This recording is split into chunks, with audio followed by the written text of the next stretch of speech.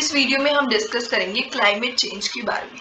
सबसे पहले तो हमें दो टर्म्स को अच्छे से समझ लेना चाहिए कि ये क्या है, इनके मीनिंग्स क्या है, इनके बीच के डिफरेंस या सिमिलैरिटीज क्या है। सबसे पहले आती है ग्लोबल वार्मिंग, ग्लोब की वार्मिंग। ठीक है, ग्लोबल वार्मिंग मतलब सिंपली ग्लोब की वार्मिंग, मतलब कि हमारा जो अर्थ है it refers to the long term increase in earth's average surface temperature.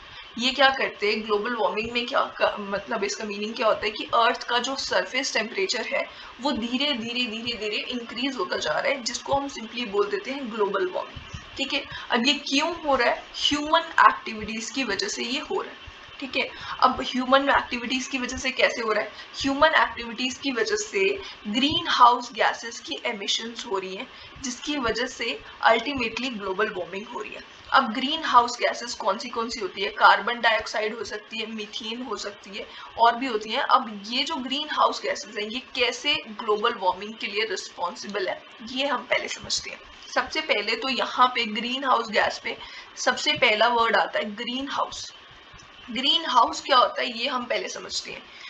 क्या होता है कि कुछ ऐसे हमारे अर्थ में सरफेसेस हैं जहाँ पे बहुत ज़्यादा ठंडी होती है, बहुत ज़्यादा मौसम, बहुत ही ज़्यादा टेम्परेचर लो होता है। ठीक है, स्नो कवर बहुत ज़्यादा होगा, वहाँ पे वेजिटेशन जो है ना, वेजिटेशन ग्रो करना वहाँ पे बहुत कम होता है, बहुत मुश्किल होता है।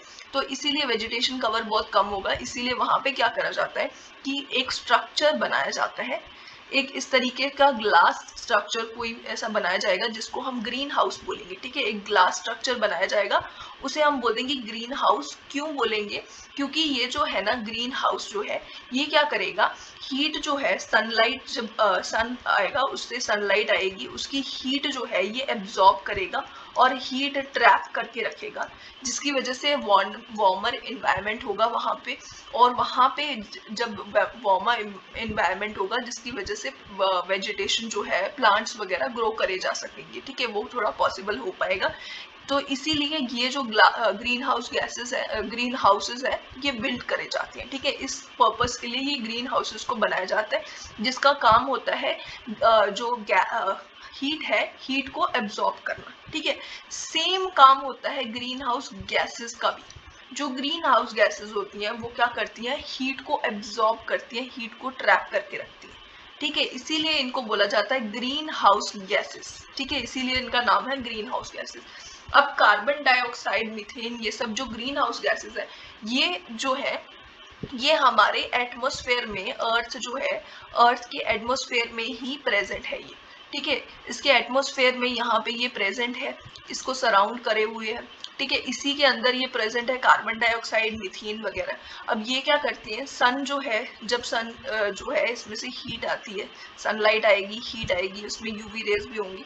ठीक है, ये जो हीट आएगी ना, यहाँ से अर्थ से टकरा के ये वापस जा रही होती है।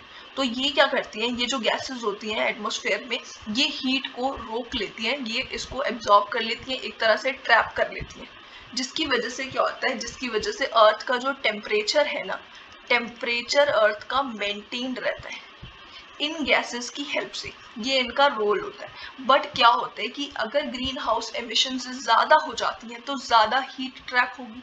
कॉमन सी बात है, ज्यादा हीट ट्रैप होगी, जिसकी वजह से अर्थ का सरफेस टेम्परेचर इंक्रीज करेगा।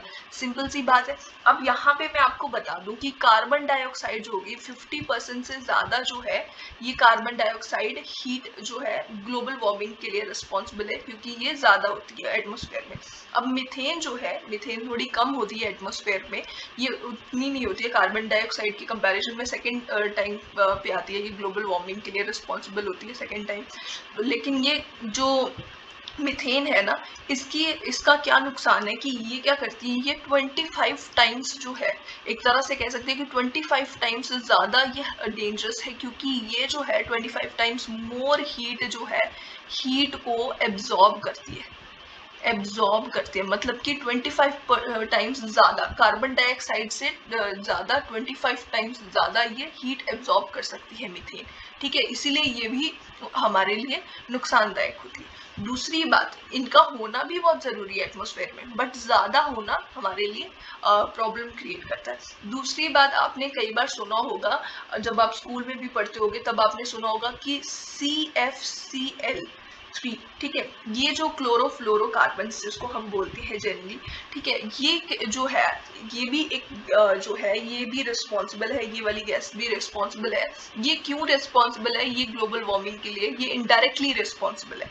ये क्या करती है? ये वाली जो गैस होती है ये ओजोन लेयर के साथ जाके रिएक्ट करती है। जब ये रिलीज होती है एटमॉस्फेयर में तो ये ओजोन लेयर के साथ जाके रिएक्ट कर देती है, और जिसकी वजह से ओजोन लेयर जो है उसकी डिप्लीशन होती है। ओजोन लेयर की डिप्लीशन होगी तो ओजोन जो है वो क्या करता है, वो हमारे अर्थ पे यूवी रेज जो है ना, यूवी रेज को डायरेक्टली उसके ऊपर नहीं आने देता, मतलब वो यूवी रेज से हमारे अर्थ को प्रोटेक्ट कर रहा होता है। अब ओजोन लेयर की जो है डिप्लीशन होगी, जिसकी वजह से क्या होगा कि हमारे अर्थ पे डायरेक्ट यूवी रेज पड़ेंगी और वो हमारे लिए नुकसान करेंगी, ठीक है। इसीलिए अल्टीमेटली ग्लोबल वार्मिंग जो है वो इंक्रीज होगी। तो ये इनडायरेक्टली रिस्पॉन्सिबल होती है ये वाली गैस भी, ठीक है। तो और भी होती है जैसे कि नाइट्रस ऑक्साइड्स वगैरह भी होती है। तो ये सारे रीजंस हैं। इसके बाद आता है क्लाइमेट चेंज। क्लाइमेट चेंज क्या है? क्लाइमेट मतलब कि क्लाइमेट वर्ड और चेंज मतलब क्लाइमेट जो चेंज हो रहा है, मतलब कि यहाँ पे वेदर पैटर्न्स जो है वो डिस्टर्ब हो रहे हैं, ठीक है। इसको बोला जाएगा क्लाइमेट चेंज। ये एक ब्रॉडर टर्म है, ब्रॉडर टर्म है, मतलब कि हमारा जो ग्लोबल वार्मिंग के बारे में जब हम डिस्कस करते हैं तो हम सिर्फ और सिर्फ टेम्परेचर राइज के बारे में बात करते हैं कि टेम्परेचर इंक्रीज हो रहा है, ठीक है। लेकिन हम क्लाइमेट चेंज के बारे में जब बात करेंगे, टेम्परेचर इंक्रीज के साथ साथ हम क्लाइमेट के बारे में डिस्कस करेंगे कि क्लाइमेट पैटर्न्स जो है वो कैसे डिस्टर्ब हो रहे हैं। मतलब कि जिस टाइम पे गर्मी होनी चाहिए थी, जिस टाइम पीरियड में, उस टाइम पीरियड पे गर्मियां नहीं हो रही हैं, जितनी हो रही थी उससे कई गुना ज़्यादा जब हो रही हैं, तो जब बहुत ही ज़्यादा हो रही हैं। और सेम वे में सर्दियाँ जो हैं वो जिस टाइम पे होनी चाहिए थी वैसे नहीं हो रही हैं, मतलब इनका जो पैटर्न है वो शिफ्ट कर गया है। अब हम देखें उसके सिवाय हम चेंजेस दिख रहे हैं, प्रेसिपिटेशन में चेंजेस हमें दिख रहे हैं। मतलब जब बारिश होनी थी, जैसे बरसात का एक फिक्स मौसम होता था किसी टाइम पे, आज के टाइम पे वो पूरी की तरह पूरा का पूरा डिस्टर्ब हो चुका है। किसी टाइम पे बारिश हो जाएगी, कभी बारिश होगी ही नहीं, और होगी तो बहुत ही ज़्यादा हो जाएगी, नहीं होगी तो बिल्कुल भी नहीं होगी। इस तरीके से पूरा पैटर्न एक तरह से डिस्टर्ब हो गया है। या फिर स्नोफॉल भी प्रेसिपिटेशन में ही आ जाएगी कि स्नोफॉल जिस टाइम पीरियड में होती थी, आप इस बार का भी अगर देखो तो जिस टाइम पीरियड में होती थी वो वैसे नहीं हुई, बहुत आगे चल के स्नोफॉल हुई है, और जब हुई है तो ठीक ठाक ठंड थी, ठीक है।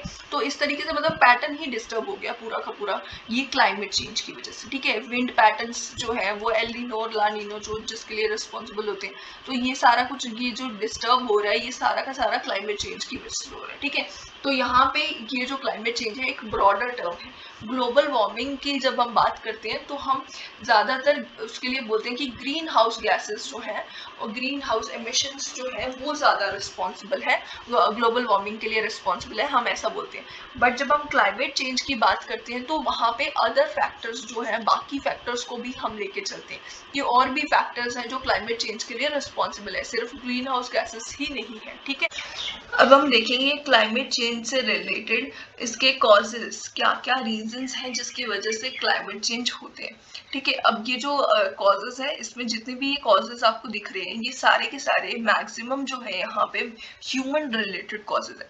बट आप लास्ट जो फैक्टर है उसको देखोगे अगर, तो ये है नेचुरल फैक्टर। अब नेचुरल फैक्टर्स में भी बहुत सारे फैक्टर्स आते हैं और इसको हम पहले एक एक करके स्टडी करेंगे, उसके बाद ह्यूमन रिलेटेड फैक्टर्स को पढ़ेंगे। सबसे पहले यहाँ पे आता है सोलर वेरिएबिलिटी। सोलर वेरिएबिलिटी का चीज होती है, सोलर वेरिएबिलिटी मतलब कि सन जो है ना उसकी एक्टिविटी जो है उसके ऊपर बहुत ज्यादा एक्टिविटी कॉन्टिन्यूसली हो रही है। मतलब इस तरीके से आप देखोगे कि सन के ऊपर ब्लास्ट वगैरह हो रहे होते हैं, ठीक है। तो ये जो ब्लास्ट हो रही है इन सब चीजों को हम स्टडी करते हैं, ठीक है। अब ये आपने पहले भी कुछ टाइम पहले देखा होगा, न्यूज में आया था कि इस तरीके से सन के ऊपर ब्लास्ट हो रहे हैं और उसकी इमेजेस वगैरह आपने देखी होंगी, ठीक है। तो यहाँ पे ये जो ब्लास्ट होती है ना, इनको ब्लैक स्पॉट्स की तरह ये हमें नजर आती है और इसकी हम स्टडी करते हैं कि ये ब्लैक स्पॉट्स जो है इसके नंबर्स को हम देखते हैं कि कितने ब्लैक स्पॉट्स हैं। फिर उसके बाद हम एक ग्राफ प्रिपेयर करते हैं तो हमें पता चलता है कि ये जो स्पॉट्स है ना, नंबर ऑफ स्पॉट्स शुरुआत में ये बिल्कुल मिनिमम होंगे, ठीक है, ये शुरुआत में बिल्कुल मिनिमम होंगे। 11 ईयर्स का एक ग्राफ प्रिपेयर करा जाता है जिसको हम 1 सोलर साइकिल बोलेंगे। ठीक है, इसे हम 1 सोलर साइकिल बोलेंगे और ये शुरुआत में मिनिमम होगा, फिर उसके बाद इंक्रीज करेगा, एक पॉइंट पे मैक्सिमम हो जाएगा, फिर उसके बाद फिर से डिक्रीज करने लग जाएगी। ठीक है, मतलब ये सोलर एक्टिविटी जो है ये धीरे धीरे इंक्रीज कर रही है, फिर डिक्रीज कर रही है 11 ईयर्स की पीरियड में। इसी तरीके से कॉन्टिन्यूस चलती जा रही है, इंक्रीज फिर डिक्रीज, इंक्रीज फिर डिक्रीज, इस तरीके से पूरा ग्राफ जो है वो होगा।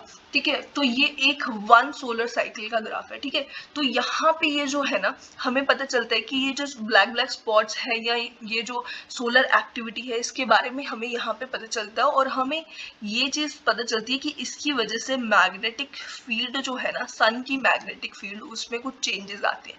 यहाँ पे जो इसकी सन की मैग्नेटिक फील्ड है इसमें कुछ चेंजेस आएंगे, और अगर हमारा अर्थ यहाँ पे होगा, इसकी यहाँ पे कुछ मैग्नेटिक फील्ड है। ठीक है, तो ये मैग्नेटिक फील्ड्स आपस में टकराएंगी और इसकी वजह से हमारा क्लाइमेट जो है, अर्थ का क्लाइमेट है, कुछ हद तक वो इन्फ्लुएंस होगा। ठीक है, अब ये जो चेंज होगा, इसकी वजह से जो क्लाइमेट में चेंज आएगा अर्थ के क्लाइमेट में, वो बहुत लिमिटेड होगा। ठीक है, और बहुत शॉर्ट टर्म क्लाइमेट फ्लक्चुएशंस होंगी। ठीक है, तो मतलब कि सन की वजह से भी कुछ इम्पैक्ट पड़ता है क्लाइमेट पे, बट वो उतना ज्यादा नहीं है as compare to human activity. Human activity से जो चेंज आ रहा है और सडनली इतना ज्यादा चेंज आ रहा है, वो उतना नहीं है। ठीक है, अगला नेचुरल फैक्टर आ जाता है वॉल्केनिक एक्टिविटी। वॉल्केनिक एक्टिविटी की वजह से भी क्लाइमेट चेंज में कुछ इम्पैक्ट आ सकता है। जैसे कि हमारी जब वॉल्केनिक इरप्शंस होती हैं उसमें बहुत सारी गैसेस रिलीज हो जाएंगी एटमॉस्फेयर में। ठीक है, अब ये जो गैसेस हैं, कौन सी गैस ज्यादा रिलीज हो रही है, कौन सी कम रिलीज हो रही है, उसकी वजह से उस टाइप का चेंज आएगा। मतलब कि जैसे आप देखो यहाँ पे, अगर सल्फर डाइऑक्साइड जो है ना वो ज्यादा रिलीज हो जाती है, अगर ये वाली गैस ज्यादा रिलीज होगी तो उसकी वजह से सल्फर डाइऑक्साइड कन्वर्ट हो जाएगी सल्फ्यूरिक एसिड एरोसोल में। ठीक है, अब ये जब सल्फ्यूरिक एसिड एरोसोल में कन्वर्ट हो जाएगी तो ये सनलाइट को रिफ्लेक्ट कर देगी बैकवर्ड। मतलब कि अर्थ का सरफेस जो होगा ना, इसकी वजह से सल्फर डाइऑक्साइड ज्यादा रिलीज अगर हो जाती है वॉल्केनिक एक्टिविटी के टाइम पे, उसकी वजह से अर्थ सरफेस पे एक बहुत ठंडा सा टेम्परेचर होगा, मतलब कि टेम्परेचर डाउन हो जाएगा, और जिसकी वजह से लॉन्ग लास्टिंग विंटर्स आ सकते हैं। ठीक है, तो ये जो है सल्फर डाइऑक्साइड की वजह से होगा। जबकि अगर एशेस और गैसेस बाकी जो है उनकी वजह से क्या होगा, अगर वो ज्यादा रिलीज हो जाती है उसकी वजह से क्या होगा, वो हीट को टैप करना, मतलब रोक के रखना जो है ना वो शुरू कर देंगी, जिसकी वजह से ये कंट्रीब्यूट करेगी ग्लोबल वार्मिंग में। मतलब ये जो अर्थ सरफेस है उसको गर्म करने में ये हेल्प करेगी। ठीक है, मतलब जैसे सल्फर डाइऑक्साइड में हो रहा था उसका ठीक उल्टा होगा अब ये वाली चीज में। वॉल्केनिक एक्टिविटी या वॉल्केनिक इरप्शंस में भी दो चीजें और एक हो सकती है कि वॉल्केनो जो है वो लैंड पे है, इनलैंड वॉल्केनो है, और एक वॉल्केनो जो है वो सबमर्ज्ड हो सकता है। ठीक है, सबमर्ज्ड वॉल्केनो जो होगा ना, लैंड वाला जो होगा उसमें गैसेस बहुत इजीली रिलीज हो जाएंगी एटमॉस्फेयर पे, लेकिन जो सबमर्ज्ड होगा वो गैसेस उसमें से बाहर नहीं निकल पाएंगी, वहां से सबमर्ज्ड वाले से वाटर वेपर्स बहुत ज्यादा निकलेंगे। अब यहाँ पे वाटर वेपर्स जो है ना, ये ग्रीन हाउस गैसेस है। ठीक है, तो ये जो है ये इम्पैक्ट करती है ग्लोबल वार्मिंग के लिए, मतलब ये बहुत ज्यादा रिस्पॉन्सिबल है ग्लोबल वार्मिंग के लिए।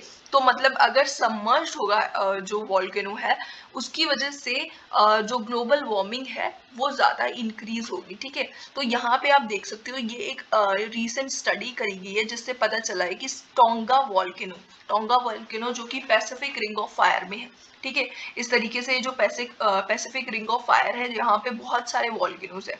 इसमें जो टोंगा वॉल्केनो है, जिसका पूरा नाम हुंगा टोंगा करके, अब ये जो वॉल्केनो है इसकी वजह से 2022 में इस वॉल्केनो की इरप्शन हुई, और इसकी वजह से अभी रीसेंट स्टडी जो करी गई है उससे पता चला है कि एक मतलब ग्लोबल जो टेम्परेचर है इसकी वजह से राइज जो करा है 0.015 डिग्री सेल्सियस का जो टेम्परेचर है, सिर्फ इस वॉल्केनो की वजह से, वॉल्केनो की इरप्शन की वजह से, सबमर्ज्ड वॉल्केनो था ये, जिसकी वजह से इतना राइज कर गया टेम्परेचर। ठीक है, इसके बाद है ऑर्बिटल चेंजेस। ऑर्बिटल चेंजेस यानी कि variation in the earth tilt हो गया, या फिर ऑर्बिट अराउंड द सन। सन के अराउंड जो अर्थ ऑर्बिट करता है वो उसमें थोड़ी सी वेरिएशन आ रही है, या अर्थ की टिल्ट में कुछ वेरिएशन आ रही है, इसकी वजह से भी क्लाइमेट चेंज में कुछ इम्पैक्ट पड़ता है। मतलब कि इसकी वजह से क्या होगा कि क्लाइमेट पैटर्न्स जो होंगे ना उसमें शिफ्ट आ जाएगी। मतलब कि जो हमारा गर्मियों का टाइम है और सर्दियों का टाइम है, जिस टाइम पे होना चाहिए था उस टाइम पे गर्मियां नहीं होंगी, जिस टाइम पे सर्दियां होनी चाहिए थी उस टाइम पे नहीं होगी, मतलब ये शिफ्ट कर जाएंगे। ठीक है, क्लाइमेट पैटर्न में शिफ्ट आएगा थोड़ा सा। ठीक है, इसके बाद नेक्स्ट फैक्टर आता है, नेक्स्ट नेचुरल फैक्टर है ocean circulation patterns. Ocean circulation patterns मतलब कि movement of ocean water across the globe.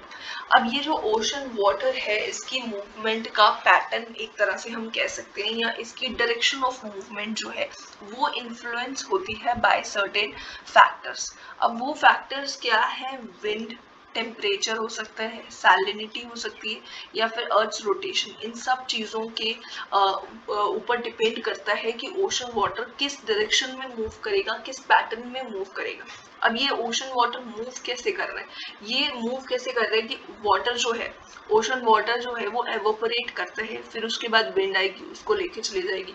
Temperature differences की वजह से आपको पता है कि वाटर वेपर्स मूव कर जाती हैं। ठीक है, अब सैलिनिटी की वजह से क्या होगा कि वाटर, अगर ओशन वाटर ज्यादा सैलाइन होगा तो वो एक तरह से हम कह सकते हैं कि ज्यादा डेंस हो गया, हैवी हो गया, तो वो बॉटम में जाके मतलब कि डाउनवर्ड उसकी मूवमेंट होगी, वो सेटल कर जाएगा, वो बिल्कुल नीचे जाएगा। ठीक है, बॉटम पे चल जाएगा, ओशन के बॉटम पे, तो वो वाटर हैवी हो जाएगा और फिर उसके बाद वो, इसलिए वो इजीली मूव नहीं कर पाएगा।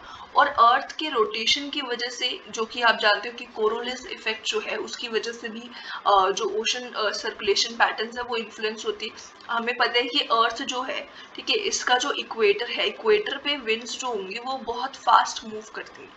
ठीक है, और जो बाकी जगह है वहां पे उतना फास्ट नहीं होती है, इक्वेटर पे सबसे ज्यादा फास्ट मूव करती है। तो ये जो अर्थ की रोटेशन की वजह से ये होता है। ठीक है, यही होता है कोरोलिस इफेक्ट। अब इसकी वजह से भी ओशन सर्कुलेशन के पैटर्न्स होंगे, वो इसके ऊपर भी डिपेंड करेगी, मतलब कि ओशन वाटर किस वे में मूव करेगा वो इसके ऊपर भी डिपेंड करेगा। इन सब चीजों के मतलब एक मिले इफेक्ट की वजह से जो ओशन के मूवमेंट है, उसका जो डायरेक्शंस है, उसके पैटर्न जो है वो पूरी तरह से इन्फ्लुएंस होते हैं। ठीक है, अब ये ही चीजें जो है ये इन्फ्लुएंस करती है क्लाइमेट चेंज को। अब ये क्लाइमेट चेंज को कैसे इन्फ्लुएंस करती है ये अब हम समझते हैं। इसमें सबसे पहले आ जाएगा हीट रीडिस्ट्रीब्यूशन।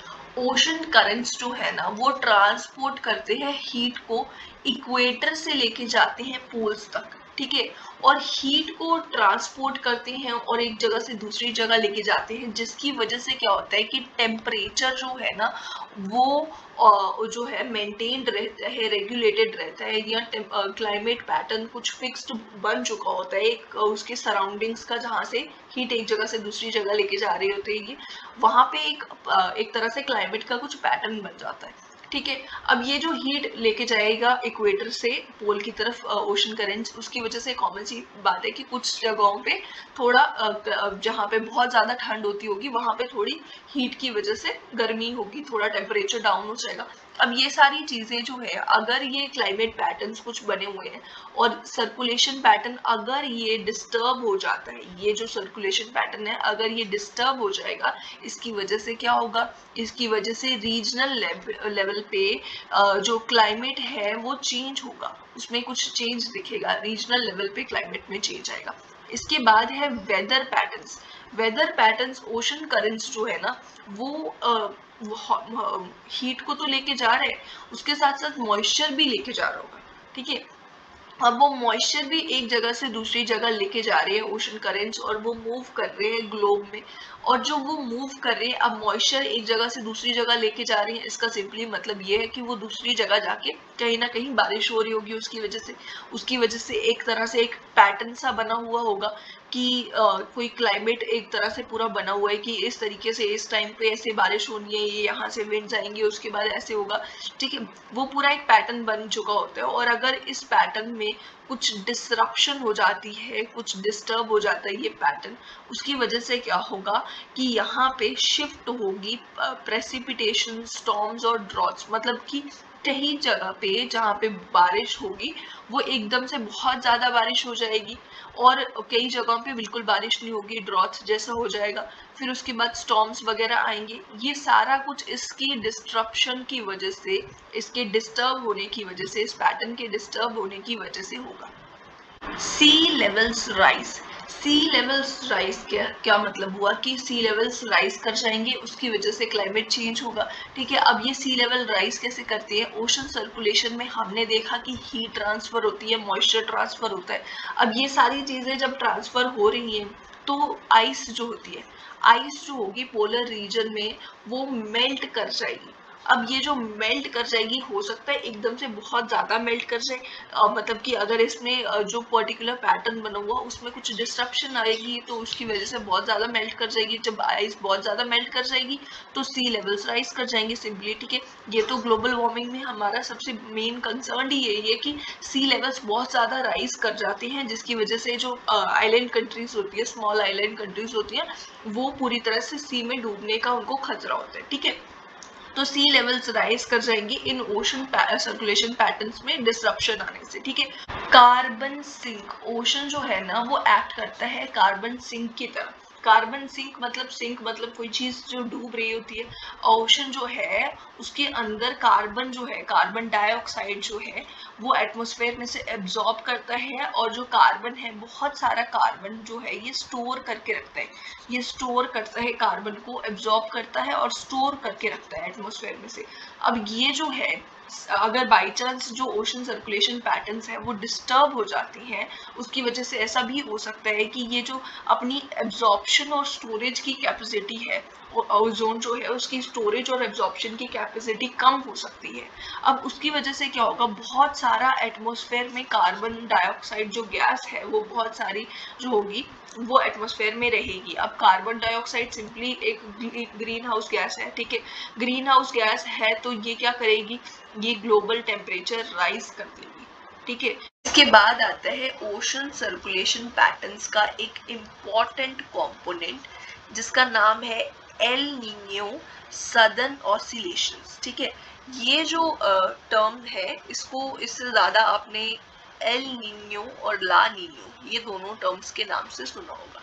अब यहाँ पे क्या होता है, ये ओशन सर्कुलेशन पैटर्न से रिलेटेड है। ऑफ कोर्स इसका मतलब ये हुआ कि ओशन से रिलेटेड होगा, उसमें जो विंड्स वगैरह होंगी उन सब चीज़ों से रिलेटेड होगा। तो वो कुछ ऐसा ही होता है, एल नीनियो और ला नीनिया।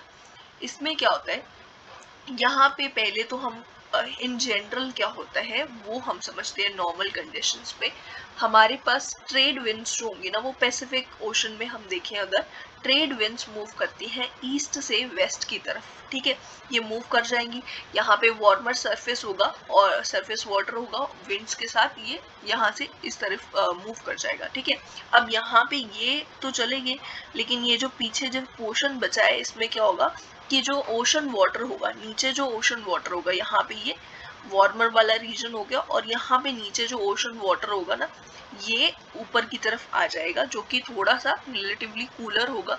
ठीक है, ये यहाँ पे ठंडा हो जाएगा पोर्शन, और ये वाला थोड़ा वार्मर हो जाएगा। ठीक है, ये नॉर्मल कंडीशंस में होता है। जबकि एल नीनिया के टाइम पे क्या होता है, warmer than the average sea surface temperature.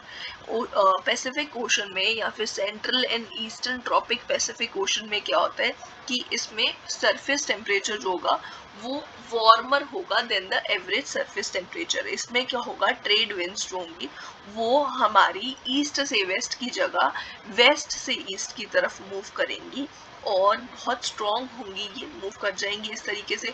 और उसकी वजह से यहाँ पे ये, जहाँ पे पहले के टाइम पे नॉर्मल टाइम पे जो है यहाँ पे टेम्परेचर कूलर हो जाता था, यहाँ पे अब क्या होगा, अब यहाँ पे वार्म टेम्परेचर होगा। ठीक है, अब ये हो गया एल नीनियो के टाइम पे, जो कि बिल्कुल इसका नॉर्मल या फिर एवरेज कंडीशंस का बिल्कुल ऑपोजिट होता है। ला नीनिया में कुछ सिमिलर कंडीशन होती है, बट इसमें डिफरेंस क्या होता है, ला नीनिया में क्या होता है, cooler than the average surface temperature. यहाँ पे सेम वे में जैसे ट्रेड विंड्स नॉर्मल कंडीशंस में मूव करते हैं ईस्ट से वेस्ट की तरफ, वैसे ही मूव करेंगी। यहाँ पे जो ये ट्रेड विंड्स मूव करने की वजह से वो वाटर अपने साथ लेके जाएंगी, कूल हॉटर जो वाटर होगा थोड़ा सा गर्म होगा, वो उसको मूव करके लेके जाएंगी। ठंडा वाला पानी जो होगा ओशन से नीचे की तरफ, नीचे से ऊपर की तरफ आ जाएगा, यहाँ पे ये पोर्शन ठंडा हो जाएगा। लेकिन यहाँ पे ट्रेड विंड्स बहुत स्ट्रॉन्ग होगी।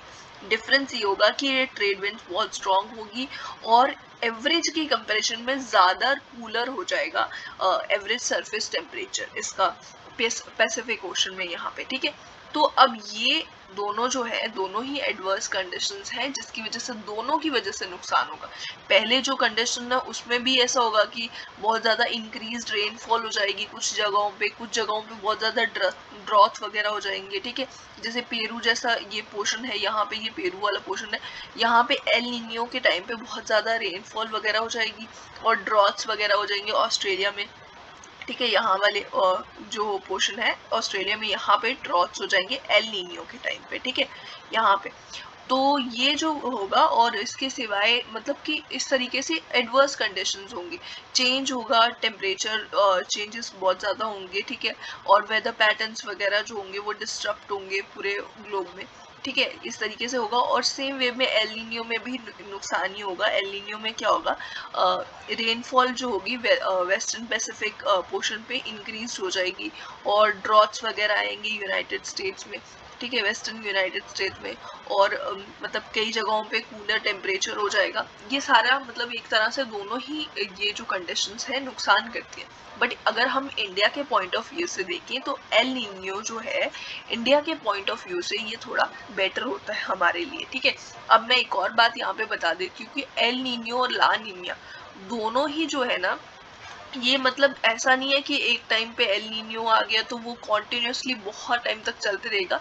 ये दोनों की दोनों ना एक साइकिल की तरह होती है, ये एक टाइम पे एल नीनियो आया, फिर ला नीनिया, फिर हो सकता है कि 2 बार एल नीनियो हो गया, या इस तरीके से साइकिल की तरह हो गया। ये कुछ टाइम के बाद ये चेंज होती है, 2 to 7 ईयर्स तक मतलब हो सकता है कि कॉन्टिन्यूसली एल नीनियो ही आ रहा है या फिर ला नीनिया ही आ रहा है, उसके बाद लेकिन चेंज होगा। ये साइकिल की तरह है, आप देख सकते हो इस ग्राफ में, यहाँ पे ऊपर जितना भी है ये सारे के सारे ग्राफ है एल नीनियो के और नीचे वाले ला नीनिया के लिए, ठीक है। अब नेचुरल फैक्टर्स के सिवाय जो जो फैक्टर्स हैं वो हम समझ लेते हैं। सबसे पहले तो ग्रीन हाउस गैस एमिशंस, ये मैं ऑलरेडी आप लोगों को एक्सप्लेन कर चुकी हूँ कि ग्रीन हाउस गैसेस जो होती है ना वो हीट को ट्रैप करती हैं एटमॉस्फेयर में, और जिसकी वजह से हमारा ग्लोब की जो वार्मिंग होती है, मतलब कि हमारा जो एवरेज टेम्परेचर होगा अर्थ का वो राइज कर जाता है, ठीक है। ये हम ऑलरेडी डिस्कस कर चुके हैं। इसके बाद आता है डिफॉरेस्टेशन। डिफॉरेस्टेशन को अगर और अच्छे से मैं आपको एक्सप्लेन करूं, पहले तो डिफॉरेस्टेशन हम लोगों को पता है कि फॉरेस्ट कवर को रिड्यूस करना, मतलब बल्क में बहुत ज़्यादा मास में कटिंग करना ट्रीज वगैरह की, तो वही हो जाती है डिफॉरेस्टेशन, फॉरेस्ट कवर रिड्यूस करना। अब इसकी वजह से क्लाइमेट चेंज को ये कैसे इम्पैक्ट करेगी ये हम समझते हैं। सबसे पहले तो यहाँ पे जो फॉरेस्ट है ना वो कार्बन स्टोरेज की तरह एक्ट करता है, और अगर हम डिफॉरेस्टेशन करेंगे तो इसमें रिडक्शन होगी, कार्बन स्टोरेज की रिडक्शन होगी। अब ये कैसे होगा कि हमारे जो ट्रीज होते हैं ना वो एब्जॉर्ब करते हैं carbon dioxide from the atmosphere, ये हमें पता है, और फिर उसका यूज़ करते हैं फोटोसिंथेसिस में और स्टोर करते हैं इसी कार्बन डाइऑक्साइड को in the biomass, in their biomass, ठीक है। अब वो स्टोर करते हैं ट्रीज। तो अब जैसे ही अगर हम डिफॉरेस्टेशन करेंगे या फॉरेस्ट कवर रिड्यूस करेंगे, उसकी वजह से क्या होगा, ये जो कार्बन है ना, मतलब जितना कार्बन ये ले रही हैं ट्रीज उतना उससे कम कार्बन रिलीज होता है एटमॉस्फेयर पे, ठीक है। तो अब अगर ट्रीज ही नहीं रहेंगे तो जितना भी CO2 होगा ना ये ज़्यादा से ज़्यादा रिलीज होगा एटमॉस्फेयर में, और जिसकी वजह से ग्लोबल ग्रीन हाउस इफेक्ट हम देख सकेंगे, ठीक है। अब इसके बाद सेकेंड चीज़ आती है carbon sink, loss of carbon sink, ठीक है। यहाँ पे डिफॉरेस्टेशन की वजह से होता है लॉस ऑफ कार्बन सिंक। अब यहाँ पे फॉरेस्ट जो है ना वो कार्बन सिंक की तरह भी एक्ट करते हैं। कार्बन सिंक मतलब एब्जॉर्ब करते हैं कार्बन, ज़्यादा एब्जॉर्ब करते हैं और कम रिलीज करते हैं, जो कि हम ऑलरेडी बात कर चुके हैं कि कार्बन ज़्यादा एब्जॉर्ब करेंगे उसके कंपैरिजन में कम रिलीज करेंगे। अगर डिफॉरेस्टेशन कर दी जाए तो अर्थ की कैपेसिटी टू एब्जॉर्ब CO2 ठीक है, वो कम हो जाएगी। ठीक है, वो CO2 को एब्जॉर्ब करने की कैपेसिटी कम हो जाएगी और ये कार्बन सिंक की तरह जो एक्ट कर रहा था फॉरेस्ट क्या है, अब फॉरेस्ट कट हो गया, डिफॉरेस्टेशन होगी, उसकी वजह से कार्बन सिंक्स जो होंगे वो धीरे धीरे खत्म होते हुए जाएंगे। ठीक है, कम होते जाएंगे कार्बन सिंक्स, जितने फॉरेस्ट कवर कम होगा उतना कम कार्बन सिंक। ठीक है, इसके बाद आता है ऑल्टर्ड वेदर पैटर्न्स भी डिस्टर्ब होते हैं फॉरेस्ट की वजह से। फॉरेस्ट की वजह से क्या होगा, जो रीजनल है या लोकल क्लाइमेट है, ये सारे के सारे डिस्टर्ब होंगे। ये कैसे डिस्टर्ब होंगे, टेम्परेचर, ह्यूमिडिटी, रेनफॉल पैटर्न्स और ये सारी चीज़ें जो होंगी ना, ये सारे फैक्टर्स इसके लिए रिस्पॉन्सिबल होंगे। जैसे डिफॉरेस्टेशन करी जाएगी, ये सारे पैटर्न्स डिस्टर्ब हो जाएंगे, उसकी वजह से लोकल लेवल पे या रीजनल लेवल पे क्लाइमेट चेंज होगा। ठीक है, इसके बाद आता है लॉस ऑफ बायोडाइवर्सिटी। अब देखो फॉरेस्ट वगैरह जो होती हैं, अब वहाँ पे प्लांट की स्पीशीज वगैरह जो होती हैं और ट्रीज वगैरह होती हैं, ट्रीज वगैरह कट हो गए, उसकी वजह से एनिमल स्पीशीज होंगी, प्लांट्स होंगे, ये सब जो है इनके लिए भी तो, एनिमल्स के लिए भी तो कोई जगह नहीं रहेगी। ठीक है, इसीलिए मतलब इनका भी जो बायोडाइवर्सिटी है इसका भी लॉस होगा। ठीक है, ये भी एक नुकसान करेगा यहाँ पे क्लाइमेट चेंज में। ठीक है, अच्छा यहाँ पे आपको एक और चीज़ मैं समझा देती हूँ, आपको ध्यान में रखनी चाहिए। जैसे कि हम लोगों ने डिस्कस करा कि डिफॉरेस्टेशन करने से ग्लोबल वार्मिंग इंक्रीज होती है या फिर कार्बन डाइऑक्साइड जो है वो एटमॉस्फेयर में ज़्यादा हो जाएगी। ठीक है, डिफॉरेस्टेशन की वजह से। तो क्या इसका ये एक सोल्यूशन हो सकता है कि जो हम बहुत ज़्यादा डिफॉरेस्टेशन हमने करी है उसके लिए हम बहुत ज़्यादा एफॉरेस्टेशन कर दें? क्या ये एक ऐसा मतलब कारण हो सकता है जिसकी वजह से क्लाइमेट चेंज जो है उसको हम टैकल कर सकें? ठीक है, ऐसा नहीं होगा। ठीक है, पहले तो आपको इस बात को समझना चाहिए कि अगर हम बहुत ज़्यादा एक साथ बहुत सारे प्लांट्स लगाने लग जाएं या ट्रीज लगाने लग जाएं, सबसे पहले तो हमारे पास जो सॉइल होती है ना, सॉइल के अंदर कार्बन स्टोर्ड होता है। ठीक है, अगर हमारे पास कोई सॉइल है या कोई बंजर जमीन है, यहाँ पे इस सॉइल के नीचे यहाँ पे कार्बन स्टोर्ड होता है। ठीक है, अब इसके अंदर कार्बन स्टोर होता है, जैसे ही इस जमीन को हिलाया जाएगा, इसको डिस्टर्ब करा जाएगा, ठीक है, इसको खोदा या कुछ इस तरीके से डिस्टर्ब कर दिया, तो उसकी वजह से ये जो कार्बन है ना, ये रिलीज हो जाएगा एटमॉस्फेयर में CO2 के फॉर्म में, और ये उल्टा हमारा नुकसान ही करेगा। मतलब ऐसा हम क्या कर सकते हैं कि मतलब जैसे हम लोग बोल रहे हैं कि एक साथ बहुत सारे प्लांट्स जो है वो हमें लगा देने चाहिए, उसकी वजह से भी सॉइल डिस्टर्ब हो जाएगी। तो एक साथ बहुत सारे प्लांट्स हमें नहीं लगाने चाहिए। ठीक है, वो भी नुकसान करता है। जैसे ग्रास लैंड्स वगैरह जो होंगी, ठीक है, सपोज कोई ग्रास लैंड्स वगैरह है, उसकी जगह हम क्या देखें कि ये ज़मीन पड़ी हुई है तो यहाँ पे बहुत सारे ट्रीज वगैरह लगा देते हैं, बहुत सारे हम लगा देंगे। और जनरली क्या करा जाता है कि ट्रीज जब लगाए जाते हैं ना, तो वो एक ही पर्टिकुलर स्पीशीज के, जब भी एफॉरेस्टेशन लोग कर रहे होते हैं तो वो हमेशा एक ही स्पीशीज के जो ट्रीज हैं वो लगाते हैं एक साथ।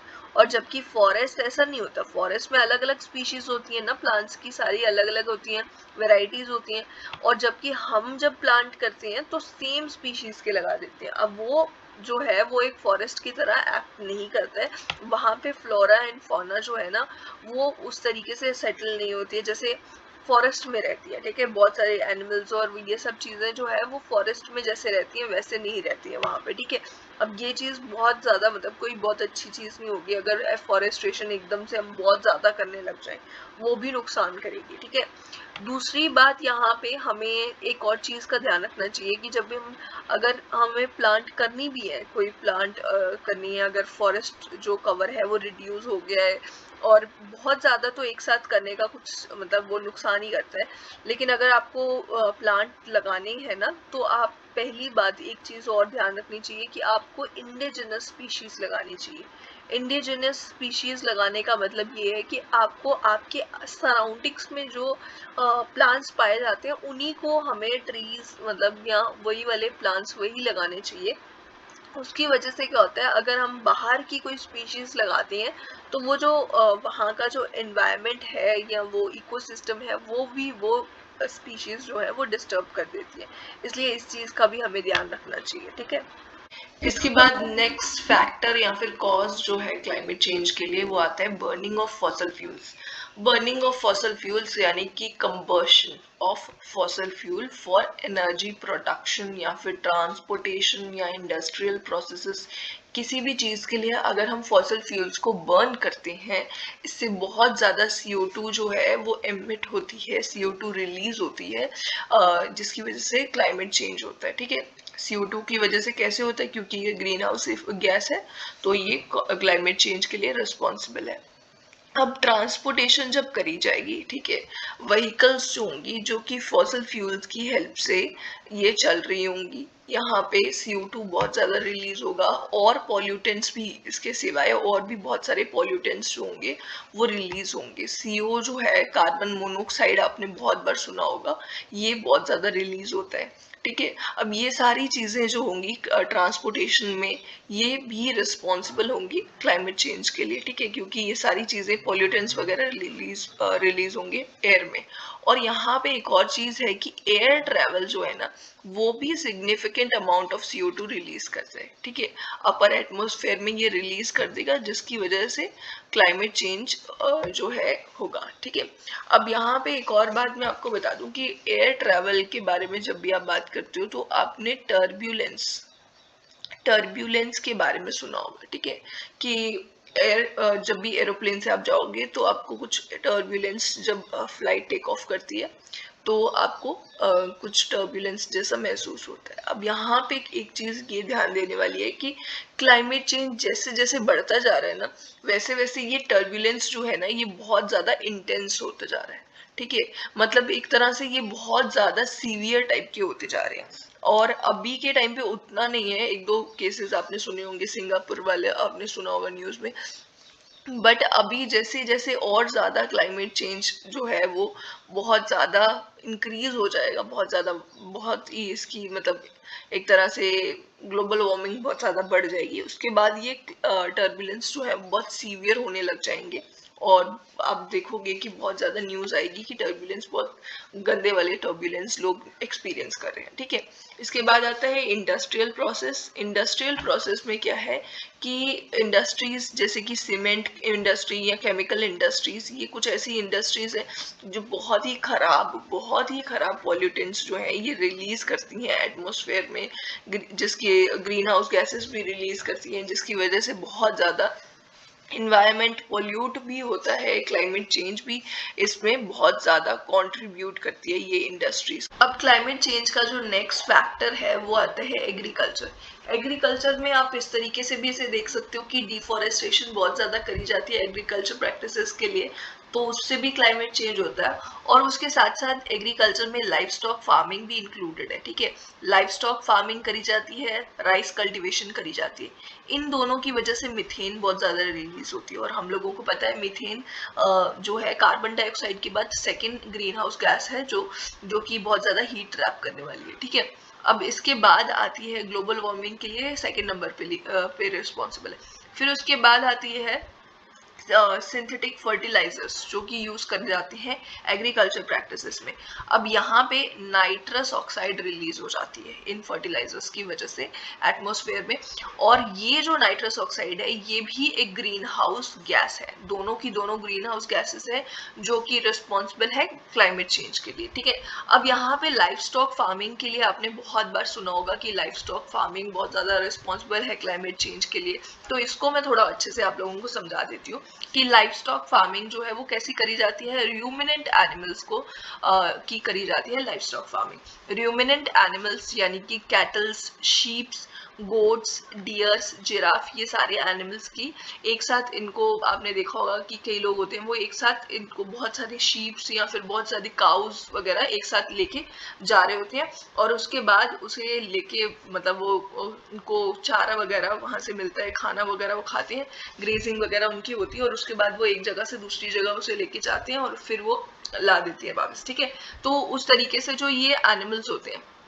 ये क्या करते हैं, इनका जो मतलब डाइजेस्टिव सिस्टम है वो एक बहुत ही यूनिक डाइजेस्टिव सिस्टम होता है। इस डाइजेस्टिव सिस्टम की हेल्प से ये बहुत ही ज़्यादा जो कॉम्प्लेक्स प्लांट्स की जो प्लांट बेस्ड फूड है उसको वो बहुत इजीली वो ब्रेक डाउन कर पाते हैं। अब ये जो डाइजेस्टिव सिस्टम होता है, इसमें इसके स्टमक में, इन एनिमल्स के स्टमक में इन 4 कंपार्टमेंट्स होते हैं, जिसमें पहला आता है र्यूमेन, फिर उसके बाद रेटिक्यूलम, फिर ओमैजम, फिर एबोमैजम। ये सारे चारों कंपार्टमेंट्स में एक एक करके खाना जाता है, जिसकी वजह से इनका खाना डाइजेस्ट होता है। पहले क्या होता है, आप जनरली आपने सुना भी होगा ये कि काउस क्या करती हैं, जनरली बहुत सारा खाना एक साथ खा लेंगी, वो बहुत सारा खा लेंगी और खाने के बाद वो धीरे धीरे आप देखोगे कि वो चबाती रहती है, बैठ के पूरा दिन चबाती रहेगी खाना।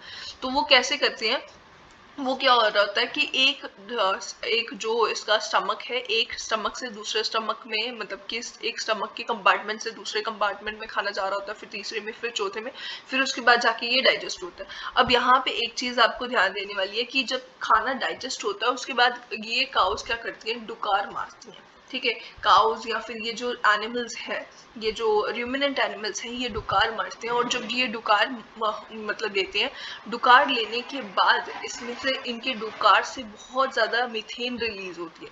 ठीक है, और वो रिलीज कितनी होती है उसको आप समझ सकते हो कि एक काउ जो है वो 130 gallons of methane per day release होती है।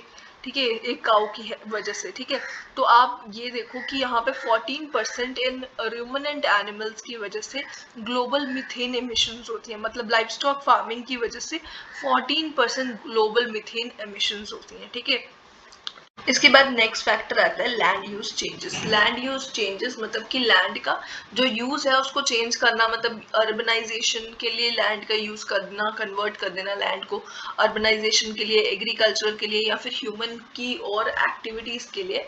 ठीक है, अब इससे क्या होगा, इससे इकोसिस्टम जो है वो ऑल्टर होगा और जो ग्रीन हाउस गैसेस है ना एटमॉस्फेयर में, उसका बैलेंस बिगड़ जाएगा, इफेक्ट होगा वो, और ऑटोमेटिकली उसकी वजह से क्लाइमेट चेंज होगा।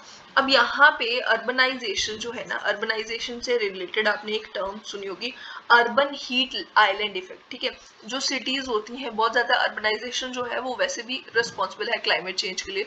तो जो सिटीज वगैरह होती है ना, एक ऐसा उसमें सेंट्रल पोर्शन होगा जहाँ पे बहुत ज्यादा कंस्ट्रक्शन, एक्सेसिव कंस्ट्रक्शन होगी। ठीक है, यहाँ पे बहुत ज्यादा बिल्डिंग्स वगैरह होंगी। ठीक है, ग्लासी बिल्डिंग्स होंगी या फिर बहुत ज्यादा सीमेंट की कंस्ट्रक्शन होंगी। ठीक है, ये सारी चीजें जो है ये यहाँ पे होंगी और उसके साथ साथ यहाँ पे रोड्स वगैरह भी होंगे। ठीक है, और यहाँ पे ट्रीज बिल्कुल नहीं होंगे, ट्रीज बहुत कम होंगे। ठीक है, इसकी वजह से क्या होगा, इस पोर्शन पे जो सेंट्रल पोर्शन है, बाकी इसके अगर हम थोड़ा दूर चले जाएं, इस सेंट्रल पोर्शन से थोड़ा दूर जाएं, तो हो सकता है साइड पे थोड़े बहुत ट्रीज आपको मिल जाएं और यहाँ पे बहुत ज्यादा बड़ी बड़ी बिल्डिंग्स भी नहीं हों। ठीक है, तो अब इसकी वजह से क्या होता है कि ये जो सेंट्रल पोर्शन है ना, यहाँ पे बहुत ज्यादा हाई टेम्परेचर होता है, मतलब जो सराउंडिंग्स है उससे भी ज्यादा। मतलब यहाँ पे अगर सपोज इस वाले जगह पे सपोज 39 डिग्री सेल्सियस होगा, तो यहाँ पे 41 डिग्री तक हो सकता है, 42 डिग्री तक भी हो सकता है इस वाले सेंट्रल पोर्शन में। मतलब बहुत ज्यादा टेम्परेचर इसमें, थोड़े से ही डिस्टेंस में बहुत ज्यादा आपको टेम्परेचर का डिफरेंस देखने को मिलेगा। इसी को बोला जाता है अर्बन हीट आइलैंड इफेक्ट। ठीक है, मतलब कि ये जो बिल्डिंग्स है यहाँ पे और ये जो चीजें हैं, इसकी वजह से क्या बहुत ज्यादा हीट ट्रैप हो रही होगी इस एरिया में, और ट्रीज वगैरह भी नहीं है, तो उसकी वजह से क्लाइमेट चेंज हो रहा होगा। अब यहाँ पे एक और चीज मैं बता देती हूँ कि रोड्स जो है, बहुत ज्यादा रोड्स जो है, इससे मुझे एक चीज याद आ रही है कि कलर जो है, कलर भी रिस्पॉन्सिबल है क्लाइमेट मतलब वार्मिंग के लिए, ग्लोबल वार्मिंग के लिए। वो कैसे रिस्पॉन्सिबल है कि अगर हमारे पास जो वाइट कलर है ना, वाइट कलर है एक होता है, और एक होता है ब्लैक कलर। ब्लैक कलर बहुत ज्यादा हीट एब्जॉर्ब करता है, और वाइट कलर जो है वो जितनी भी सनरेज आएंगी, हीट आएगी, वो उसे रिफ्लेक्ट कर देता है, मैक्सिमम जो हीट होगी उसको रिफ्लेक्ट कर देता है। ठीक है, व्हाइट कलर, और ब्लैक कलर एब्जॉर्ब करता है। ठीक है, इसीलिए जितना मतलब ये कम होगा, ये कलर जो होगा जितना कम होगा उतना ही ज्यादा अच्छा है। ठीक है, तो ये चीज भी आगे। फिर उसके बाद आता है वेस्ट मैनेजमेंट। अगर इम्प्रॉपर वेस्ट मैनेजमेंट प्रैक्टिसेस रहेंगी, सॉलिड वेस्ट मैनेजमेंट के बारे में आपने सुना होगा, सॉलिड वेस्ट मैनेजमेंट अगर इम्प्रॉपर होगी, उसकी वजह से रिलीज होगी मीथेन फ्रॉम द लैंडफिल्स, जो कि कंट्रीब्यूट करेगी क्लाइमेट चेंज में। ठीक है, मीथेन की वजह से क्लाइमेट चेंज होगा, वो हम लोगों को ऑलरेडी पता है। ठीक है, इंडस्ट्रियल एग्रीकल्चर जो है, जिसमें कि लार्ज स्केल मोनोकल्चरल फार्मिंग करी जाती है, मतलब कि एक ही प्लांट जो है, एक ही क्रॉप जो है वो बहुत बड़े एरिया में करी जाएगी, उसमें बहुत ज़्यादा बड़े एरिया में ग्रो करी जाएगी एक ही टाइप की क्रॉप जो होगी। अब ये जो है ये और हैवी मशीनरी का यहाँ पे यूज़ करा जाएगा, ठीक है, ट्रांसपोर्टेशन करी जाएगी एग्रीकल्चर प्रोडक्ट्स की, और इन सब चीज़ों की वजह से क्या होगा, ग्रीन हाउस गैसेस जो है उसकी एमिशंस होंगी, उसकी वजह से क्लाइमेट चेंज होगा, ठीक है। इसके बाद आते हैं क्लाइमेट चेंज के इल इफेक्ट्स या फिर इफेक्ट्स बोल सकते हैं। क्लाइमेट चेंज की वजह से क्या क्या प्रॉब्लम्स आएंगी, क्या क्या चीज़ें होंगी। सबसे पहले तो ग्लोबल टेम्परेचर राइज कर जाएगा, क्योंकि बहुत सारी हमने ग्रीन हाउस गैसेस जो है वो रिलीज कर दी हुई है एटमॉस्फेयर में, जिसकी वजह से ग्लोबल टेम्परेचर राइज कर जाएगा। टेम्परेचर राइज कर जाएगा, हीट वेव्स वगैरह आएंगी, हायर एवरेज टेम्परेचर हो जाएगा, वेदर पैटर्न्स डिस्टर्ब हो जाएंगी, ये सारी चीज़ें होंगी, ये हम लोग देख चुके हैं, ठीक है। इसकी वजह से राइज कर जाएगा ग्लोबल टेम्परेचर, ठीक है, सबसे पहली चीज। दूसरा, एक्सट्रीम वेदर इवेंट्स होंगे, जैसे कि बहुत ज़्यादा साइक्लोन्स या हरिकेन्स और फ्लड्स और ड्रॉट्स वगैरह जैसी चीज़ें बहुत ज़्यादा होंगी अलग अलग जगहों पे। किसी जगह पे बहुत ज़्यादा ठंडी हो जाएगी, किसी जगह पे बहुत ज़्यादा गर्मी हो जाएगी, किसी जगह पे बिल्कुल ही बारिश से बाढ़ आ जाएगी, और किसी जगह पे बहुत ही ज़्यादा मतलब सूखा पड़ जाएगा, ड्रॉट वगैरह बिल्कुल एकदम एकदम। और एक चीज और यहाँ पे ना, फ्लैश, आपने फ्लड्स सुना होगा, फ्लैश फ्लड्स, ठीक है, इसके बारे में सुना होगा यहाँ पे। और उसके साथ साथ अभी के टाइम पे फ्लैश ड्रॉट्स जैसी चीजें भी आने लग गई हैं, मतलब कि एकदम से फ्लैश फ्लड, मतलब एकदम सडनली फ्लड्स आ गए और पता भी नहीं चला, एकदम से बहुत कम टाइम में। सेम वे में फ्लैश ड्रॉट्स जैसी चीजें होने लग गई हैं, एकदम से सडनली ड्रॉट, सूखा पड़ जाता है और पता भी नहीं चलता कि बहुत कम टाइम में बहुत ज्यादा सूखा पड़ जाता है, और पानी वगैरह की कमी होने लग जाती है, बहुत ज्यादा ड्रॉट जैसी कंडीशंस एकदम से हो जाती हैं, उसी को फ्लैश फ्लड्स या फिर फ्लैश ड्रॉट्स बोलती है, ठीक है। तो ये सारी चीजें एक्सट्रीम वेदर इवेंट्स होना शुरू हो जाएंगे, अभी बहुत सारे हैं, बिकॉज वो न्यूज में होते हैं, हो सकता है किसी ने सुना हो किसी ने नहीं सुना हो, बट एक टाइम ऐसा आएगा कि ये हर किसी को पता चल जाएगा कि ये सब चीजें हो रही है, क्योंकि वो इतनी ज्यादा होने लग जाएंगी क्लाइमेट चेंज की वजह से, इतनी ज्यादा कि वो ऑलमोस्ट सब इफेक्ट होने लग जाएंगे। हो सकता है कुछ लोग अभी तक इफेक्ट नहीं हो रहे होंगे उस चीज से, ऑल्दो वो हो रहे होंगे बट उनको समझ नहीं आ रहा होगा, बट कहीं ना कहीं एक ऐसा टाइम आने लग जाएगा जब बहुत ही ज्यादा ये सब चीजें होंगी, एक्सट्रीम वेदर इवेंट्स। इसके साथ साथ एक चीज होगी कि आइस कैप्स जो है वो मेल्ट हो जाती है क्लाइमेट चेंज की वजह से, और सी लेवल्स राइज कर जाती है। आइस कैप्स मेल्ट होंगी, मतलब कि ग्लेशियर्स वगैरह मेल्ट हो जाएंगे, जिसकी वजह से वाटर्स जो टेम्परेचर है वो भी लो हो जाएगा, और उसके साथ साथ सी लेवल्स राइज कर जाएंगे। सी लेवल्स राइज करेंगे तो आइलैंड कंट्रीज जो होंगी वो सारी की सारी डूबना शुरू हो जाएंगी, ठीक है। Disruption of ecosystem and loss of biodiversity, अब इसके बारे में भी आपने बहुत बार सुना होगा कि इकोसिस्टम पूरी तरह से डिस्टर्ब हो जाते हैं। यहाँ पे क्या होगा, क्लाइमेट चेंज की वजह से जो इकोसिस्टम्स है, बायोडाइवर्सिटी पूरी तरह से थ्रेटन हो जाएगी। अब क्या होगा कि कुछ स्पीशीज होंगी, अब क्लाइमेट जो है वो बहुत ज्यादा हॉट क्लाइमेट हो रहा है, सपोज कहीं पे क्लाइमेट चेंज हो रहा है, कई जगह पे बहुत ज्यादा ठंडी हो जाएगी, कई जगह पे बहुत ज्यादा मतलब हॉट टेम्परेचर हो जाएगा। अब ये जो न्यू क्लाइमेटिक कंडीशंस है, इन स्पीशीज को इन क्लाइमेटिक कंडीशंस में सरवाइव करना सीखना होगा, ठीक है।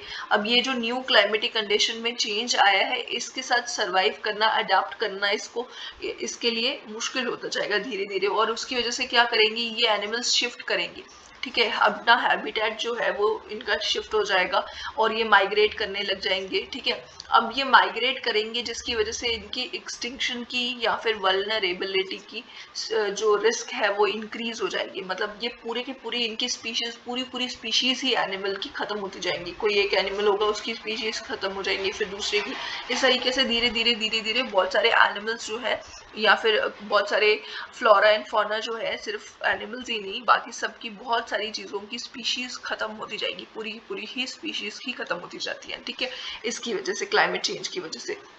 इसके बाद आता है इम्पैक्ट ऑन एग्रीकल्चर। एग्रीकल्चर के जो है वो भी इम्पैक्ट होता है। Change in temperature and precipitation patterns, उसकी वजह से एग्रीकल्चर इम्पैक्ट होगा। मतलब बारिश वगैरह के पैटर्न्स, कई बार बारिश होगी कई बार नहीं होगी, बिल्कुल ही सूखा पड़ जाएगा। उन सब चीज़ों की वजह से एग्रीकल्चर जो है वो भी इम्पैक्ट होते हैं। और एग्रीकल्चर इम्पैक्ट होगा तो हम लोगों को मतलब कि खाना नहीं मिलेगा, कॉमन सी बात है। अब इसकी वजह से कई बार क्या होता है, ड्रॉट्स वगैरह हो जाता है, हीट स्ट्रेसेस होती हैं, लोगों को हीट स्ट्रोक्स आना शुरू हो जाती है। ठीक है, ये सारी चीज़ें होने लग जाती हैं। और फूड वगैरह की, हाँ, जो फार्मर्स वगैरह हैं उनको ऑफ कोर्स हीट में बाहर निकल के काम करना होता है, उनको ये सब चीज़ें होने लग जाती हैं और फूड की शॉर्टेज हो जाती है। ठीक है, और इकोनॉमी का लॉस होगा। ठीक है, और फिर उसके बाद आता है वाटर रिसोर्सेज। वाटर रिसोर्सेज है, क्लाइमेट चेंज ऑल्टर करता है अवेलेबिलिटी और distribution of water resource. Water resource का प्रॉपर डिस्ट्रीब्यूशन जो होगा ये डिस्टर्ब कर देगा क्लाइमेट चेंज। ठीक है, प्रॉपरली वाटर डिस्ट्रीब्यूटेड नहीं होगा। ठीक है, और कई जगहों पे जिसकी वजह से वाटर स्कार्सिटी हो जाएगी इस क्लाइमेट चेंज की वजह से। ठीक है, ये सारी चीज़ें होंगी, ये प्रॉब्लम्स होंगी। कई जगह रिवर जो होंगे पूरे के पूरे रिवर सूखे पड़ जाएंगे, कई जगहों पे बहुत ज़्यादा मेल्ट कर गई होगी आइस, जिसकी वजह से रिवर्स बहुत ज़्यादा वाटर उनके पास आ जाएगा। कई जगहों पे ज़्यादा पानी होगा, कईयों पे बिल्कुल ही पानी की कमी हो जाएगी। कई जगहों पे ग्राउंड वाटर पूरी तरह से ख़त्म हो जाएगा और कई जगहों पे रिवर्स की वजह से रिचार्ज भी हो सकता है। अब ये सारी चीज़ें मतलब डिस्टर्ब हो जाएगी। वाटर जो रिसोर्स है ना वो सबके पास इक्वल अमाउंट में प्रॉपरली अवेलेबल नहीं होगा, किसी के पास ज़्यादा होगा किसी के पास कम होगा। फिर उसके बाद आती है ह्यूमन हेल्थ। ह्यूमन हेल्थ भी डिस्टर्ब होती है, इसकी वजह से रिस्क बहुत ज़्यादा बढ़ जाती है ह्यूमन हेल्थ को। बहुत सारी प्रॉब्लम्स जैसे हीट रिलेटेड बीमारियाँ हो जाएंगी, हीट स्ट्रोक्स वगैरह आपने सुना होगा। ठीक है, ये सारी चीज़ें जो है ये धीरे धीरे बढ़ जाएंगी। एयर पोल्यूशन की वजह से कितनी प्रॉब्लम्स होती हैं और एक्सट्रीम वेदर इवेंट्स जो हैं उसकी वजह से ह्यूमंस की हेल्थ खराब हो जाएगी। जैसे कि बहुत ज़्यादा एक्सेसिव रेनफॉल्स हो जाते हैं या फ्लड्स वगैरह आप देखते हो कि हो जाते हैं, उसकी वजह से कितनी सारी बीमारियां लोगों को होने लग जाती हैं। ठीक है, ये सारी चीज़ें ह्यूमन हेल्थ भी इफेक्ट होगी। यहाँ पे आपको एक चीज़ याद रखनी चाहिए कि विमेन्स और चिल्ड्रंस होते हैं ना वो ज़्यादा वल्नरेबल होते हैं टू द क्लाइमेट चेंज। ठीक है, ये बहुत सारी स्टडीज बताती हैं कि विमेन्स और चिल्ड्रंस ज़्यादा वल्नरेबल होते हैं। ऑल्दो ये इफेक्ट हर किसी को करता है, बट अगर हम चिल्ड्रंस की बात करें, स्पेशली जो कोई सपोज एक बच्चा है जो स्कूल गोइंग किड है, ठीक है, अगर वो स्कूल में जाता है उसको नहीं पता होता है कि उसे अपने आप का ध्यान रखना चाहिए, अपने आप को हीट से प्रिवेंट करके रखना चाहिए, बचाना चाहिए, या पानी वगैरह बार बार कंज्यूम करना चाहिए, डिहाइड्रेशन से हम बच के रहना चाहिए। अब उसको बॉडी को हाइड्रेटेड रखना है ये बात उसे नहीं पता, वो पानी नहीं पी रहा है, वो बाहर जाके धूप में खेलने लग जा रहा है कॉन्टिन्यूसली। एक पीरियड स्कूल में वो खेल रहा है, दूसरा पीरियड खेल रहा है, 3-4 पीरियड लगातार वो खेलता रहेगा, वो अपनी हेल्थ जो है उसको रिस्क पे डाल देगा। इसीलिए चिल्ड्रंस ज़्यादा वल्नरेबल होंगे। सपोज अगर हम विमेन की बात करें अगर हम विमेन की बात करें, सपोज एक विमेन है जो कि फीडिंग की स्टेज पे है। ठीक है, अब वो अपने बेबी को भी फीड कर रही है अब और खुद भी खाना खा रही है। सपोज फूड की अवेलेबिलिटी कम हो जाती है, अब वो खुद भी खाएगी और उसका कुछ पोर्शन उसके बेबी को भी लगेगा। कॉमन सी बात है, इसकी वजह से क्या होगा कि विमेन जो है उसको भी माल न्यूट्रिशन वगैरह की समस्या होगी, न्यूट्रिएंट्स वगैरह प्रॉपरली उसको नहीं मिलेंगे, सेम वे में उसके बेबी को भी नहीं मिलेंगे, और स्टंटिंग वगैरह जैसी चीज़ें आप लोग देख पाओगे उस बच्चे में भी।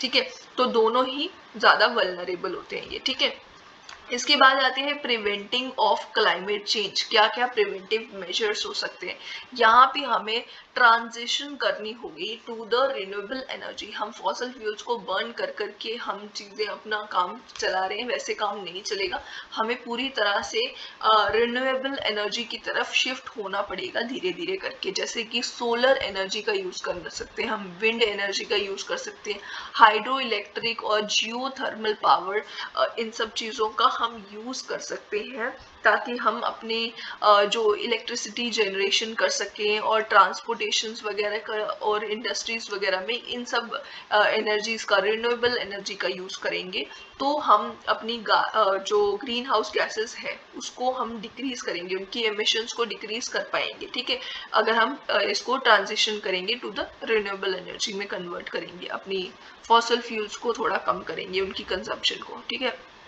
उनको बर्न करना कम करेंगे। फिर उसके बाद आता है एनर्जी एफिशिएंसी।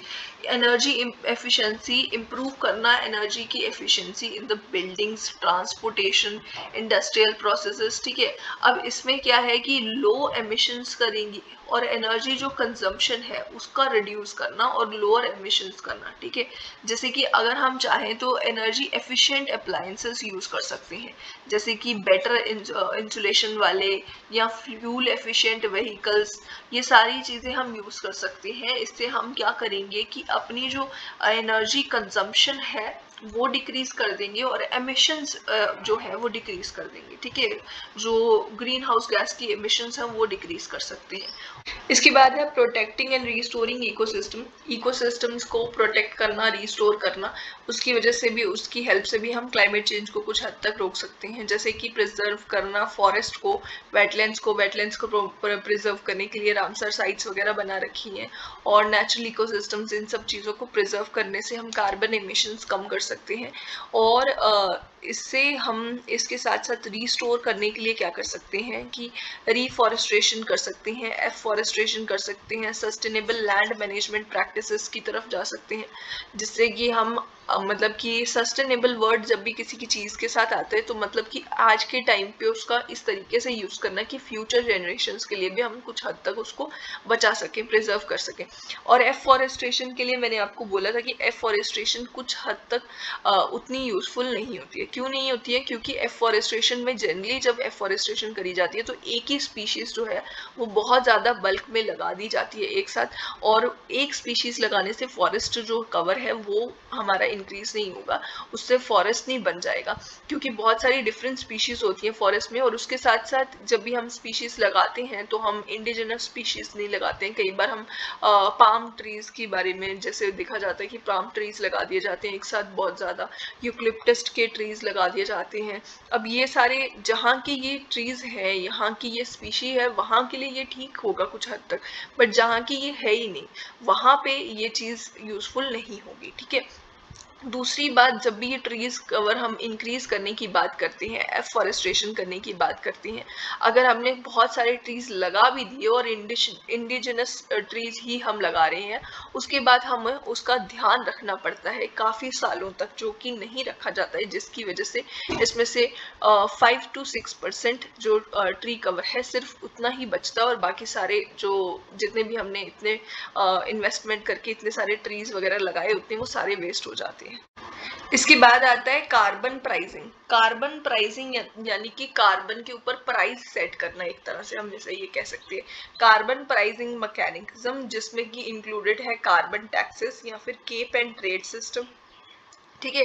इसमें क्या होता है कि कार्बन के ऊपर टैक्स लगाया जाता है, मतलब कि जो इंडस्ट्रीज है, बड़ी बड़ी इंडस्ट्रीज है, उनके ऊपर कुछ लिमिट सेट करी गई होती है कि इतना कार्बन आप एयर में या एनवायरनमेंट में रिलीज कर सकते हो, ठीक है, इतना आपको रिलीज करना है। अगर वो उससे कम करते हैं ना तो उसको कुछ इंसेंटिव्स वगैरह मिलती हैं उनको, ठीक है, उन कंपनीज को, और फिर उसके बाद वो उसे सेल भी कर सकते हैं, कुछ इस तरीके की मैकेनिज्म होती है ये, ठीक है।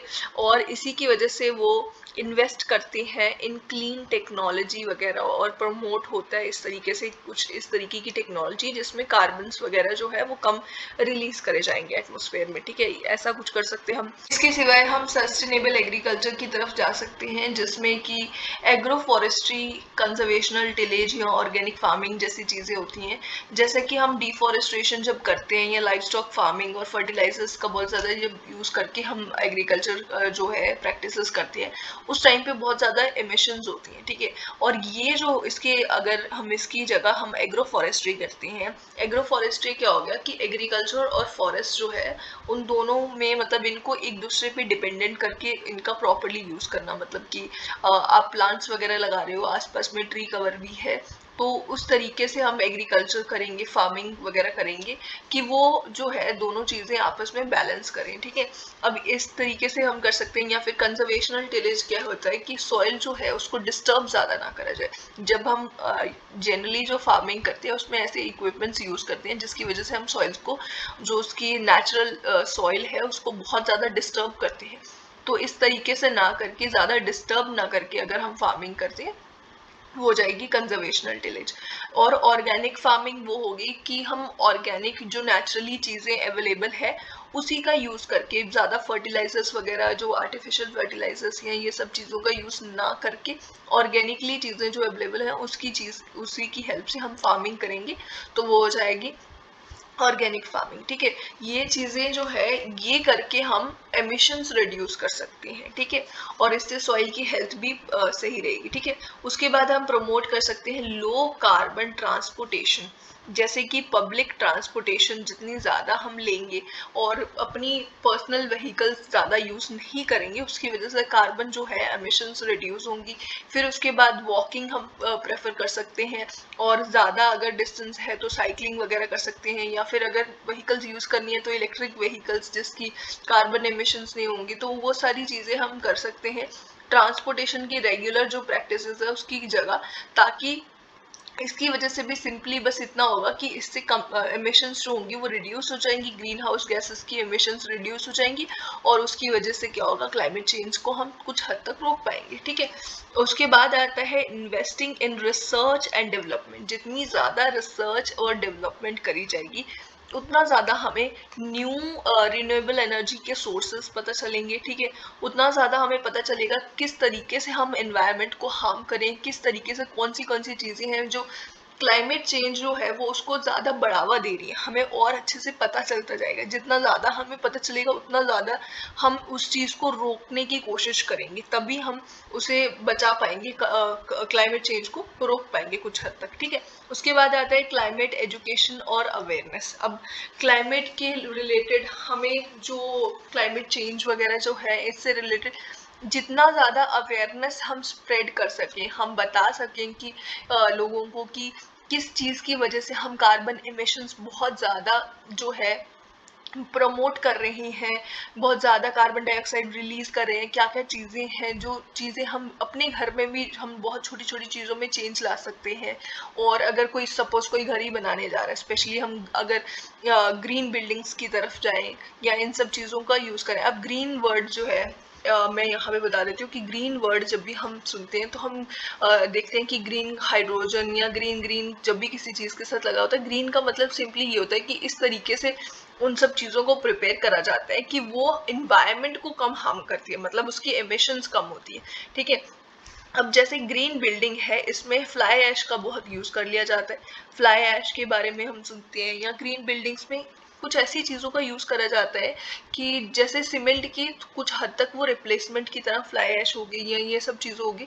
इससे क्या होगा कि इसकी वजह से कार्बन एमिशंस कम होंगी, और इसकी वजह से हमारा एटमॉस्फेयर जो है वो हमारा एनवायरनमेंट है वो प्रोटेक्टेड रहेगा। इसीलिए उस चीज़ के साथ ग्रीन वर्ड अटैच करा जाता है। जब भी आप ग्रीन वर्ड सुनोगे, ग्रीन का सिंपली ये मतलब है कि हमें अपने एनवायरनमेंट को प्रोटेक्ट करने के लिए इस तरीके की टेक्नोलॉजी यूज़ करी है या फिर इस तरीके का मटेरियल यूज़ करा है जो कि हमारी एनवायरनमेंट को ज़्यादा हार्म नहीं करेगा। ठीक है, इसलिए ग्रीन वर्ड उस चीज़ के साथ यूज़ करा जाता है। ठीक है, तो इसी तरीके से हम जितना ज़्यादा लोगों को मतलब नॉलेज प्रोवाइड करेंगे, एजुकेट करेंगे, उतना ज़्यादा बेनिफिशियल होगा। अब सब अपनी तरफ से कोशिश करेंगे कि वो अपनी कार्बन एमिशंस हर कोई अगर डिक्रीज करने की, लोअर करने की कोशिश करेगा तो कॉमन सी बात है, सबके मिलजुल के ही हम इस चीज़ को रोक पाएंगे कुछ हद तक। ठीक है, इसके बाद आता है इंटरनेशनल कोऑपरेशंस। इंटरनेशनल कोऑपरेशंस क्यों हमें ज़रूरी है, क्योंकि एक कंट्री, क्लाइमेट चेंज एक ऐसी चीज़ है जो कि एक कंट्री जो है वो उसे अकेले हैंडल नहीं कर सकती, उसे अकेले क्लाइमेट चेंज को प्रिवेंट नहीं कर सकती, रोक नहीं सकती उसको आगे बढ़ने से।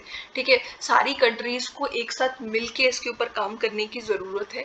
इसीलिए इंटरनेशनल कोऑपरेशन बहुत इंपॉर्टेंट है। इसीलिए बहुत सारी कंट्री के वर्ल्ड लीडर्स जो हैं वो एक साथ मिलते हैं और इसके ऊपर काफ़ी सारी मीटिंग्स होती हैं, कुछ एग्रीमेंट्स होते हैं जो कि साइन, और कुछ प्लान्स नए नए आते हैं किस तरीके से हमें इसे रोकना है। कई बार आपने सुना होगा कि डेवलप्ड कंट्रीज जो है वो डेवलपिंग कंट्रीज को थोड़ी फंडिंग करती है, ताकि डेवलपिंग कंट्री, क्योंकि उनके भी वो कंट्री डेवलपिंग है इसलिए वो अपनी तरफ से पूरा एक ऐसा नहीं कर सकती कि अपना सारा इन्वेस्टमेंट जो है वो क्लाइमेट चेंज पे लगा दे। ठीक है, अभी वो डेवलपिंग है इसलिए डेवलप्ड कंट्रीज जो है वो डेवलपिंग कंट्रीज को फंडिंग करती है। तो इस तरीके की कुछ एग्रीमेंट साइन होते हैं या इस तरीके की चीज़ें आती हैं, जैसे कि एक पेरिस एग्रीमेंट आया था पेरिस एग्रीमेंट जो है ये आया था 2015 में, और जिसमें ये डिसाइड करा गया था वेरियस कंट्रीज के थ्रू कि 2 डिग्री से हमें ग्लोबल जो टेम्परेचर है 2 डिग्री से ज़्यादा नहीं होने देना, मतलब उसका राइज 2 डिग्री से ज़्यादा नहीं होने देना। और 2 डिग्री भी अगर देखा जाए तो ऑलमोस्ट इसको लिमिट कर देना है, 1.5 डिग्री तक लिमिट करके रखना है, इससे ज़्यादा हमें ग्लोबल टेम्परेचर राइज नहीं होने देना है। ठीक है, ये इस तरीके का एग्रीमेंट करे गए हैं, और ऐसे टाइप के बहुत सारे एग्रीमेंट्स करे जाते हैं। यहाँ पे मैं एक और चीज़ डिस्कस करना चाहूँगी कि चेर्नोबिल के बारे में आपने सुना होगा। चेर्नोबिल जो मतलब एक डिज़ास्टर था, न्यूक्लियर डिज़ास्टर, जहाँ पे बहुत ज़्यादा रेडियो एक्टिव मटीरियल जो है वो एटमॉस्फेयर में रिलीज हो गया। ठीक है, अभी इसकी वजह से क्या हुआ था कि बहुत सारे मतलब बहुत सारे लोग जो हैं उनको एक जगह से दूसरी जगह शिफ्ट करा गया, काफ़ी सारे मतलब जानवर वगैरह उसके आसपास थे, और जितनी भी स्पीशीज थी वो सारी की सारी जो है धीरे धीरे वो मतलब उसका ख़त्म होने के ऐसे पता चला कि ये धीरे धीरे डिस्टर्ब हो गया पूरा इकोसिस्टम और सब कुछ खराब हो गया। बट कुछ टाइम बाद उसको क्या करा गया, अकेले मतलब इस प्लेस को पूरी तरह से सब छोड़ के, ह्यूमंस वगैरह सब छोड़ के चले गए। और कुछ ही डेकेड्स के बाद ये जो चेर्नोबिल, अगर आप देखोगे आज के टाइम पे उसके बारे में सर्च करोगे तो आपको पता चलेगा कुछ ही डेकेड्स में फिर से वहाँ पे लाइफ नज़र आना शुरू हो गई। बहुत सारे वहाँ पे ट्री कवर इंक्रीज हो गया, फॉरेस्ट वगैरह जो है वो इंक्रीज हो गया, वहाँ पे एनिमल्स वगैरह बहुत सारी स्पीशीज अब दिखने लग गई हैं। ठीक है, तो ये जो चेर्नोबिल है इससे हमें पता चलता है कि फॉरेस्ट जो है ना, नेचर जो है वो अपने आप रीजेनरेट हो सकता है अगर उसको कुछ टाइम के लिए अकेले छोड़ दिया जाए। ठीक है, अगर उसको हम अकेले छोड़ देंगे तो वो कुछ वक्त के लिए, कुछ वक्त के बाद वो फिर से वहाँ पे लाइफ आपको दिखने लग जाएगी। ठीक है, तो मतलब इसको हमें ज़्यादा डिस्टर्ब नहीं करना है। अगर कुछ इस तरीके का डिजास्टर्स वगैरह हो जाते हैं तो कुछ वक्त के लिए हमें उस जगह को छोड़ देना चाहिए। ये भी एक टाइप का प्रिवेंटिव मेजर है क्लाइमेट चेंज के लिए। ठीक है।